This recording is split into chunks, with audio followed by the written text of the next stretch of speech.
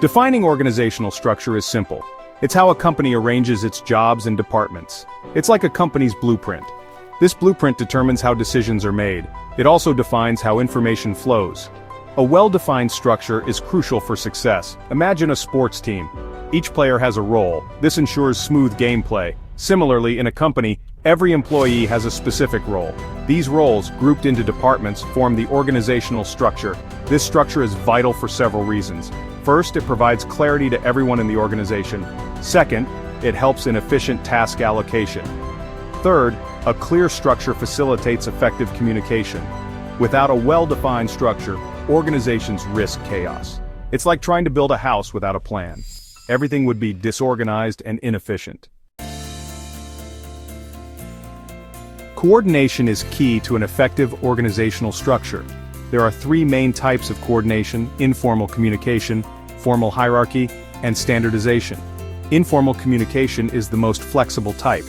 It happens organically between team members. Think of water cooler talk or quick project updates. This type of communication is essential for building relationships.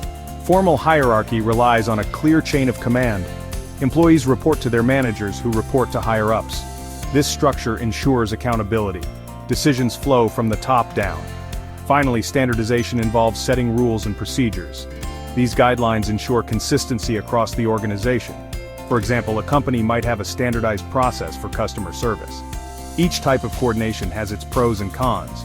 Informal communication is quick and adaptable. Formal hierarchy provides structure and control. Standardization ensures consistency but can limit creativity. Three key elements impact an organization's structure. These are span of control, centralization, and formalization. Understanding these elements is crucial for designing an effective structure. Span of control refers to the number of employees a manager supervises. A wide span means a manager oversees many employees. A narrow span means fewer direct reports. The ideal span depends on factors like the complexity of tasks. Centralization refers to where decision-making power lies. In centralized organizations, decisions are made at the top. In decentralized organizations, decision-making is pushed down to lower levels. Centralization offers control, while decentralization promotes flexibility. Formalization relates to the number of written rules and procedures. Highly formalized organizations have many rules and regulations. Less formalized organizations operate with greater flexibility. The degree of formalization impacts efficiency and innovation. The right balance of these elements depends on the organization's specific needs and goals. There is no one-size-fits-all approach. Section 4. Mechanistic versus organic structures. Organizations typically lean towards one of two structural types, mechanistic or organic. Understanding these types helps determine the best fit for a particular organization. Mechanistic structures are rigid and hierarchical. They resemble a well-oiled machine. Think of large manufacturing companies or government agencies. These structures thrive in stable environments. They emphasize efficiency and control. Organic structures are more flexible and adaptable. They are like living organisms, constantly evolving. Startups and tech companies often adopt this structure. They value innovation and adaptability. Mechanistic structures offer stability and efficiency. However, they can be slow to adapt to change. Organic structures encourage innovation and flexibility. However, they may struggle with efficiency in stable environments. Choosing the right structure depends on the organization's external environment, size, technology, and strategy.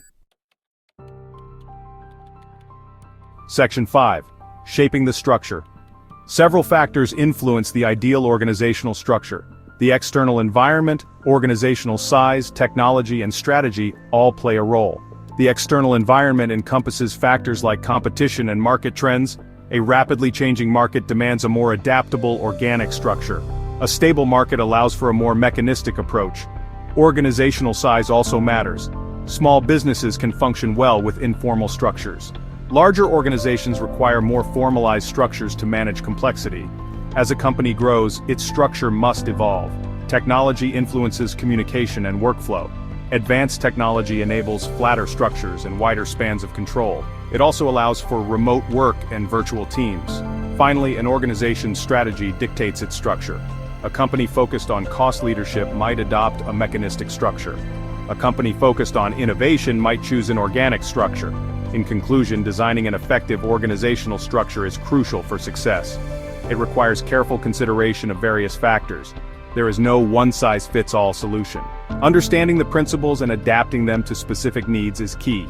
Please subscribe, follow, and comment for more content.